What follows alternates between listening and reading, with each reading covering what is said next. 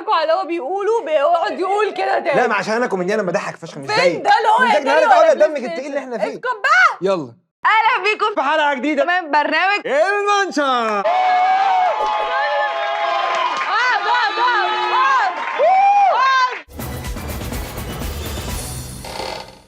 اول مشكله معانا بتقول زمان وانا صغيره كنت بحب طعم دواء حساسيه قوي، واخويا الصغير جاله حساسيه فماما طلبت الدواء من الصيدليه، ولما الدواء جه دخلت تنادي على اخويا عشان ياخدوا الدواء، قمت فاتحه الدواء شرباه على بق واحد وقفلت العلبه كويس وسبتها في دي صنايعيه ده نجار مسلح اللي بيتكلم. ليه اصلا ليه تشربي دواء؟ ماما دخلت تجيب الدواء لقيته فاضي وكلمت الصيدليه اتخانقت معاهم ان الدواء جه فاضي انا شارباه كله عشان بحب طعمه وعمري ما اتقفشت ولحد دلوقتي ما قلتش لحد ان انا ايوه انا في دواء كنت بحب طعمه برضه. عارفه التوسيفان طبعا. لا توبلكسيل عليه معلقه. زرتك. ايه ده كل واحد عنده دواء.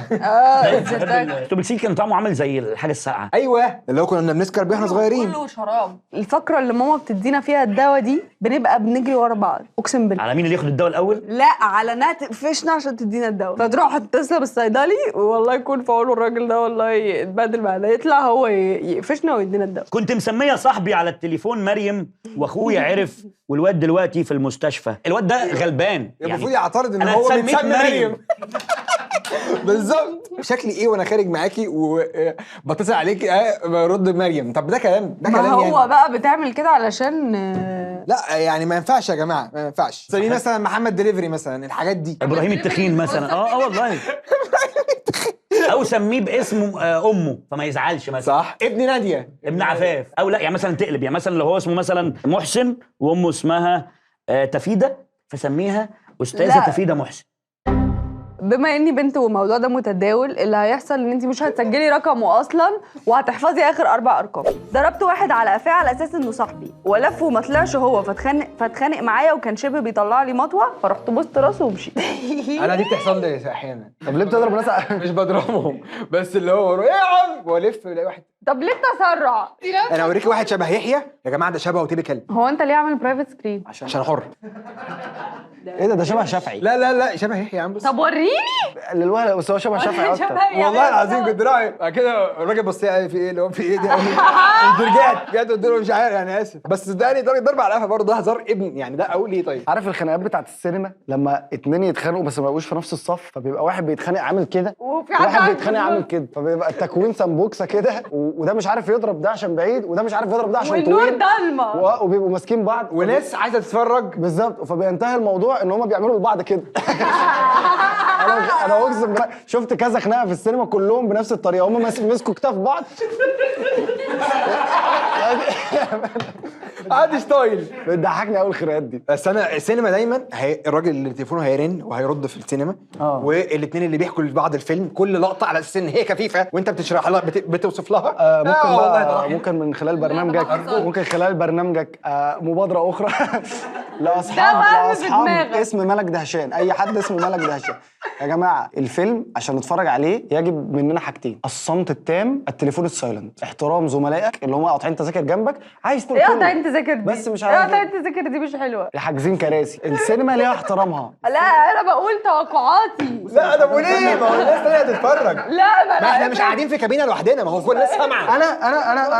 انا شخص احب اتفرج على فيلم من اول ما يبدا لحد ما يخلص انا بتفرج على الفيلم. ايوه بالظبط. ده تاسك، دي شغلانه، دي حاجه مهمه جدا. طب هقول لك اتفرج على فيلم. انا اخش بقى الجبنه عندك، بس انا معايا الصلصه، خد انت. كنت عايز اجيب ناتشوز، كنت عايز اجيب فشار. ما حصل انا متاكد ان انت لا.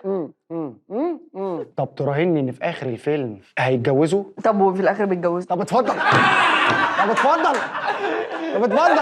هي بص انا مش هكدب، هي حس التوقعات عندها في الافلام عالي جدا. الله اكبر. ولكن انا مش عايز انا عايز اتفرج على طب الفيلم. ما تسمع. لو الفيلم مش عاجبها في اوله، مش مبسوطه، لا مش مبسوطه، لا مش عاجبني، لا مش طايقه في نفسي، أفلام لا بتكون مش عارف ايه، صعبة. فتبتدي تمسك التليفون، فنور التليفون يضرب في عينيا، فاقول لها مالك نزلي التليفون. انا حره انا عايز انزل. لا في مره دخلنا فيلم 3 ساعات ونص. لا من كتر ما قعدت تقول لي مش مبسوطه وبتاع، وانا عمال اقول لها بس عايز اتفرج على فيلم مهم جدا. ربنا جاب لي حق في ساعتها. كانت حاطه، كان في سلمه هي مش واخده بالها منها، حاطه فيها علبه الفشار وناتشوز اللي بالجبنه، وحاطه فيها كل المدخرات، يعني حاطه كل المطبخ جابته حطيته هنا وهي مش واخده بالها. قالت لا بعد بقى 3 ساعات اتخنقت بقى خلاص مش قادره، فاضل نص ساعه. لا في نص السينما بصوت عالي الناس كلها بصت لنا. لا انا مش قادره، انا مش هتفرج. 1 2 دب وقعت في الناتشوز، وقعت في الجبنه والصلصه. فيلم قلب كوميدي، فاهم؟ السينما كلها ده ودي بقى لا مش مبسوطه. قلت اعمل جو. لما ابقى داخله سينما فيلم ساعه وربع ده اللي في دماغي، فجاه الاقي مفيش بريك، فقلت له ده مفيش بريك، ده فيلم مهم ما ينفعش يقطع. هو برضه مش هو المخرج. فلقيت بعد 2 ساعة وربع بريك، قلت له ده ايه بقى ده احنا هنشوف ده تاني؟ فخلاص انا مش طايقه. هو فيلم كان طويل قوي بصراحه قوي يعني، فاهم؟ لا وبيحصل نفس الاحداث، هو في ايه يا استاذ؟ يا بنتي اكيد الفيلم ده مثلا داخل اوسكار او حاجه. كلهم توفوا. لا ده انا ما كنتش مبسوطه وما تفكرنيش. ملخص الموضوع ما تضربش حد على قفاه غير لما تتاكد ان هو صاحبك. ما تضربش حد على قفاه اصلا يعني ما تضربش حد على قفاه بجد، مش مستاهله يعني. ليه؟ هزار تاني. اتعرفت على بنت سوشيال، انا ما بحبش الصيغه دي في الكلام، بنت سوشيال. على مرسي اللي بعت المشكله ايه ده؟ كاتبه انها من اسكندريه وطلعت من قريه، وقالت لي تمويه. بدات تسالني على كل حاجه عن شغلي وحياتي، ولما اسالها سؤال بسيط تقول لي خصوصيه، وفي الاخر تقول لي ان انا المتطفل وعايز تتعرف. طبعا نتعرف ازاي لو مفيش اي حاجه تتقال؟ الراجل بيسال. لما اسالها سؤال بس يا جماعه قلنا بلاش التعرف على السوشيال، ده مش حلو. ده هتلاقيه صاحبك يا صاحبي اللي عامل فيك المقلب وفي الاخر هيطلع حد تعرفه. حصلت معاك قبل كده؟ لا ما انت اتعرفت على حد وطلع حد تاني؟ لا الحمد لله. دي صعب قوي ده. بس بحس برضه ان انت ما عندكش وعي، لو انت مش واخد بالك ان ده كان فيك فانت كده ما عندكش وعي. ما هو ساعات بيبقى فيه ناس لا بس انت برضه انت لو في الشاشه من ورا وحد عامله ايه الحمد لله ازيك بتردي عادي، هتحسي ازاي الا لو مثلا بتقولي كلام اللي هو ممكن تكلمني اصلا ما يكلمك. ما هو ده مثلا ما يكلمش كولات، ما تقابلنيش كولات تمويه. الكلام المكتوب ده كله اصلا كان المفروض يجري، يعني تمويه وخصوصيه لما اتقالوا لك المفروض كنت تمشي. وبعدين اصلا هو المفروض يمشي من هي ما هو بيبقى كاتبه من اسكندريه وطلعت من القريه. طب ماشي شفت موناليزا هو كده بالظبط بجد طلعت من القريه بالظبط بجد والله. هو قايله ان هو غني وبتاع واتجوزته وهما في الاسماعيليه، رجعوا القاهره ردوا الفرج. ايه يا جماعه هو ايه ده؟ هو احنا لا هو ازاي دي الاسماعيليه؟ لما هو كان جارها زمان مش مهم يعني نخش في تفاصيل المسلسل، بس هو ده الجزء يعني. هي تسليه متبادله ما بين الطرفين، هو بيتسلى وهي بتتسلى. انا شايفه كده، حتى لو هي فيك او هي مش حقيقي، الشخص اللي هو الحقيقي بقى بيتسلى. وانت ما عندكش مشكله عشان دي يعني انا اسفه سذاجه من حضرتك. ليه ايه اسفه حضرتك؟ احنا ما بنعملش الناس كده هنا. ايه يا باشا؟ هو ايه يا ريس؟ هو ايه قله النضج اللي انت فيها دي؟ عيب يا حليم. انت ازاي يعني؟ خلاص بانت من اول ما اسكندريه وطلعت من القريه خلاص يا باشا. ما تكملش اصلا، ده ايه القرف ده؟ وخلاص يعني انت راجل سوشيال قوي مش عارف تتعرف على الناس. هو ما فيش مشكله بس هي تقول الكذب ملوش رجلين، هتقفش حبيبتي. صح. ولو رصيد الستر خلص هو ده. والباب اللي يجيلك منه الريح سد واستريح. مشكله عدم سلكان دكاتره الجامعه في الفاينل والميد تيرم، يقول لك ما تخافش الامتحان هيجي ميه، تخش تطلع بتتشاهد. استر يا رب يغرق. صراحه انا كنت بذاكر يعني كان مستحيل اصدق ان انت كنت بتذاكر. والله العظيم في الجامعه كنت بذاكر، لو سؤال جه ملفوف كنت بتبسط عشان بعرف احله. لازم ملفوف، لو جه عادي مش هتعرف. لو جه عادي ساعات بقى غباء، بقول ده قصده ده اكيد مش سهل كده، ده هو بيستعبط، ده بالظبط، فما بعملش هيك. في دكتور والله في الجامعه قال لنا في جزء كبير قوي خلاص يا جماعه ده ما تذاكروش، ده ملغي. والله العظيم دخلنا لقينا سؤالين في الامتحان كبار قوي عليه. ليه؟ وعدى بقى في اللجنه ايه حد عنده مشكله تقل. لا بيبقوا لابسين نظاره ويخش يقلعها كده بمنظر ما بحبوش، وكان نفسي وانا صغيره اعمله. وبعدين عندهم هيبه كده في الدخول، اللي هو انا داخل ايوه في سؤال، في عندكم اي مشكله انا موجود مش عارفه ايه، تقولي المشكله يقرا لك السؤال. ايوه طب ايه اللي مش واضح يا ابني؟ ايه اللي مش واضح يا ابني؟ طب انت عملت ايه حضرتك؟ اضفت لي ايه؟ ما انا بعرف اقرا. عارفه انا كنت بقرا بقى وانا صغيره، كان عندنا في امتحان العربي املاء، فكانت تيجي تملينا. انا بقى بكره القصه دي. ليه بقى؟ لان هي بتقعد تعمل لك ازاي بقى مالك مالك لا وتعمل لك انا مش فاهمه ولا والله مش فاهمه بتقعد تعمل لي كده وبترفع لي لسانها والله ما فاهمه وبكتب غلط. بتاع الاملا ده كان مستفز فعلا، كان يخش يقول انا هقول مره واحده وهمشي. طب ما اصبر بلاقي استنى انا مش فاهم حاجه. احنا بنشكل وبنكتب لان هو كان الاملا جواه التشكيل لا ايه ده، انا عمري ما والنسخ. ازاي يعني؟ لا ده مش جواه التشكيل والنسخ. طب معلش، ما انتوا قلتوا فين زي الزفت. معلش هي لا ما تسيبوش حاجه جواكم يا جماعه، خرجوا. انا عمري ما شكلت في حياتي بجد والله العظيم، دايما اكتب امال. انا كنت بقعد احط كسره وضمه بعمل شكل كده بس لكن هو ما فيش حاجه يعني ما فيش حاجه ممسوكه والواو فوقيها واو تانية ليه ما اعرفش يعني. انا اجابتي للاستاذ ماد ماكس، مشكلتي الدكتور عدم السلكان غش. انا بغش، انا واحده غشاشه. ستي انت بتقولي ايه؟ انا كمان غشاشه. انا ماما كانت تقول لي يا رب تغش. انا كمان يا مليكه، انا كمان يا رب تعرفي تغشي النهارده. كانوا يعني دعوتهم ليا يا رب يا سلمى اللجنه تبقى سهله عليكي، فبس برشم بقى. فانت تعمل براشيم نونو نونو كده. لا ايه ده يا لا ده كله ده لا حاجه. غش من اللي قدام يا ريس روح اتكلم مع ما الدكتور. ينفعش اقول برشام يعمل برشام ما ازاي؟ ينفعش طبعا روح اقول لك حاجه، هقول لك حل المشكله دي. ذاكر كل حاجه ما تسمعش كلام دكتور. ايه الظلم ده؟ ذاكر كل حاجه وبعد كده خش ربنا يكرمك ان شاء الله. يلا المشكله اللي بعدها. ما هم بيقولوا حركه بقى يا جماعه، ما هم يعني هو ده يعني منطقي يعني. انا لو مدرسه ده انا هبهدل الدنيا، ده انا هعمل امتحانات ملفوفه ليه يا مليكه؟ ومحشيه حاجات ليه يا مليكه؟ معانا مشكله بتقول مره كنت بلعب على مرجحه النادي فجت واحده تهددني ان انزل عشان تركب هي والا هتجيب لي عمها جون سينا. دي لو انت قدي دي اكيد كانت انا.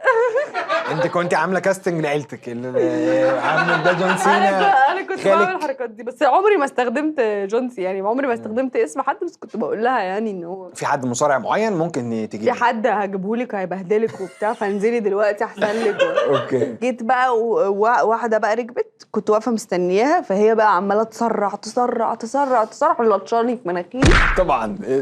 ورحت طايره وقعت على الارض. دي الحادثه المشهوره قوي بتاعت الاطفال اللي بيروحوا يقفوا عند مرجحه كده. ده كان لحد ما يقوم مديله بالرجل مطيره. طب ما انت يا حبيبي ما انت شايف ان هي هتعمل كده. المرجحه دي برضو يعني حاجه بتدوخ جدا، معرفش ايه المتعه فيها. لا ده انت عمرك شقلبتيها بقى؟ لا مش قلبتش دي بقى متعه تانية بقى. متعه بقى لما تشقلبي وتقوم واقعه على دماغك بقى كده اللي هو دي بقى متعه تانية والله. الارتجاج بقى اللي هو اللي وانت صغيره ده موضوع تاني خالص. وحول يعني هو ارتجاج وحول. مره عملت اللي هي الشقلبه دي وبجد هي عملت كده وانا جاي كده طرت بقى هنا يعني طرت عملتها كده بقى ايه كده بس الحمد لله ما جاتش وانا فوق. اتاري كنت هقع على دماغي زرع بصل. لا يا ماما مش اتاري ولا بلاي ستيشن، مفيش الكلام ده. ليه دايما المشاكل بتيجي من البنت القصيره؟ ده ايه ده بقى؟ دي اكيد بنت طويله بتحاول تعنصر على البنات القصيره. ده اكيد ده انا كان نفسي ابقى على فكره انا طويله وبعمل مشاكل عادي مالهاش علاقه يعني هي مش بالطول. لا بس دايما كان في مثل بيقول احذر من كل من اقترب من الارض. والله العظيم. طيب ماشي ما هو مش ذنبها. انا بحس ان الناس مثلا يعني انا اللي بقوله ده ما فيهوش اي عنصريه او حاجه، بس اللي احس ان الناس مثلا اللي هم احجامهم صغيره او قصيرين قوي زياده يعني او كده، احس ان هم بيبقى عندهم عنف ضد الناس مفاجئ يعني. ديفنسيف. ده لازم هتلاقيه عصبي، هتلاقيه بيعمل حاجه بيضرب، هتلاقيه بيعمل حاجه مش طبيعيه. طب ما هو ده مش صح يا جماعه. ما هو ده مش صح. بس هو هيعمل ايه؟ ما انا برضو قصير مثلا جدا، عمري ما عرفت مثلا اسند على حد كده اوقف كده. كل الناس بتبقى دايما هي اللي لا يا حليم مش صح يا حليم. والله حط نفسك مكانه. انت بتمارس التنمر. وخصوصا بالله ما بمارس التنمر ده. انا قلت انا بدايه كلامي فرشت اهو قلت من غير عنصريه. وهنقفل الكلام من غير عنصريه والحشوه بقى براحتنا. الحشوه براحتنا يا حليم يا راجل يا كبير. والله بدافع عنهم. انا بحط نفسك مكانهم. هم طبيعي ان هو الناس مثلا هتحس ان هو انت ايه اللي ممكن اضربك، لا تعالى تضربه وتعصب عليه. بالظبط. ما هو ديفنس بيبقى عنده ده لان هو ما ينفع.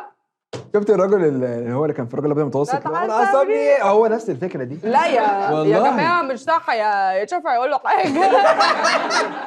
على فكره انا كان نفسي ابقى قصيره والله، لان انا بص انا هقول لك اللي حصل لي ان انا جيت على 6 ابتدائي كنت شحطه. ماشي طويل. شحطه لفوق شحطه لتحت. لا